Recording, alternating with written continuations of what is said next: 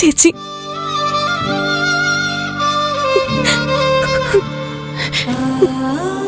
നീ എന്തിനാ വിഷമിക്കുന്നത്? എനിക്ക് കുഴപ്പമൊന്നുമില്ല. പാവം ചേച്ചി, ഇവിടെ ഇന്ന് ഞാനായിരുന്നു കിടക്കേണ്ടത്. നീ കിടന്നാലും ഞാൻ കിടന്നാലും ഒരുപോലെ തന്നെയാ. നമ്മളൊക്കെ ഒന്നല്ലേ? ദേവിക്ക്, നീ ഇനി വീട്ടിന് പുറത്തിറങ്ങരുത്. വീട്ടിന് പുറത്തല്ല, മുറിക്ക് പുറത്തുപോലെ ഇറങ്ങരുത്. ഞാൻ നോക്കിക്കോളാം ചേച്ചി. അവളെ ശ്രദ്ധിച്ചോണേ, അവള് വരും. അച്ഛനോട് അവൾക്ക് വൈരാഗ്യം കൂടിയിട്ടുണ്ട്. അത് തീർക്കാൻ അവൾ എന്ത് ചെയ്യും? അച്ഛനെ ചിലപ്പോൾ ഉപദ്രവിക്കും. ഇനി ഒന്നും സംഭവിക്കില്ല ചേച്ചി. അവളെ കുറിച്ച് നമുക്കൊരു ധാരണ കിട്ടിയല്ലോ. ഇനി അവള് ചന്ദ്രത്തിന്റെ പടി ചവിട്ടിയോ?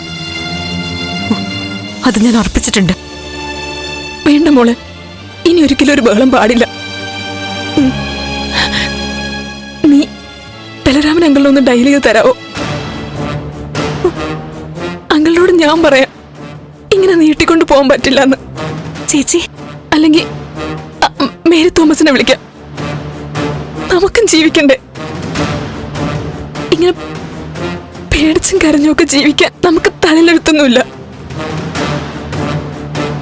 നമുക്ക് വിളിച്ചു പറയാം തനുജ് ഏറ്റെടുക്കണമെന്ന്. ഇപ്പൊ ഞാൻ ആശുപത്രിയിലായതുകൊണ്ട് നമ്മൾ തുറന്നു പറയുന്നൊരു ന്യായമുണ്ടെന്ന് മനസ്സിലാവും. ചേച്ചി പറയും പോലെ എല്ലാം വിളിച്ചു പറയേണ്ട സാഹചര്യം വന്നുകൊണ്ടിരിക്കെ തന്നെയാ. പക്ഷെ ഒന്നുകൂടി ഒന്ന് ആലോചിച്ച് വ്യക്തമായ പ്ലാനിങ്ങോടെ വേണം പറയാൻ. ചേച്ചി ആശുപത്രിയിൽ നിന്ന് പുറത്തു വരട്ടെ. ബാക്കിയൊക്കെ അത് കഴിഞ്ഞ് ആലോചിക്കാം.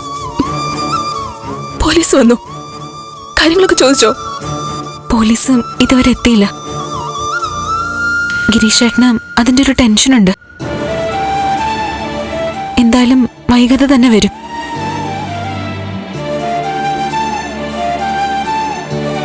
ദേവികെ, എന്താ ചേച്ചി? ആ കുട്ടിയോട് നിനക്ക് എപ്പോഴെങ്കിലും സഹതാപം തോന്നിയിട്ടുണ്ടോ? ആരോട്? തനുജോടോ? അമ്മ അച്ഛനെയൊക്കെ അന്വേഷിക്കേണ്ടി വരുമോ? അത് കഷ്ടമാണ്, സമ്മതിച്ചു. പക്ഷെ അതിന് ആ കുട്ടിയെ രക്ഷപ്പെടുത്തിയവരുടെ വീട്ടിൽ തന്നെ കയറി അതിക്രമം കാണിക്കാന്ന് വെച്ച കത്തിയും കൊണ്ട് നടക്കുകയല്ലേ? ആരെ കുത്താന്ന് നോക്കി. അവളുടെ അവസ്ഥയിൽ സഹതാപം ഉണ്ടെങ്കിൽ തന്നെ അവൾ കാണിച്ചു കൂട്ടുന്ന രീതികളൊക്കെ അവസാനിപ്പിക്കും.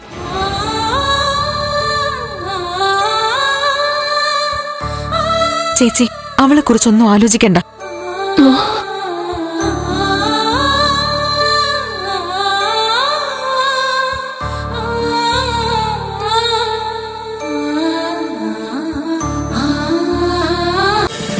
ഫ്ലവേഴ്സ് ഒരുക്കുന്ന കാഴ്ച വസന്തം യൂട്യൂബിൽ പ്രേക്ഷകർക്ക് ലൈവായി കാണാം.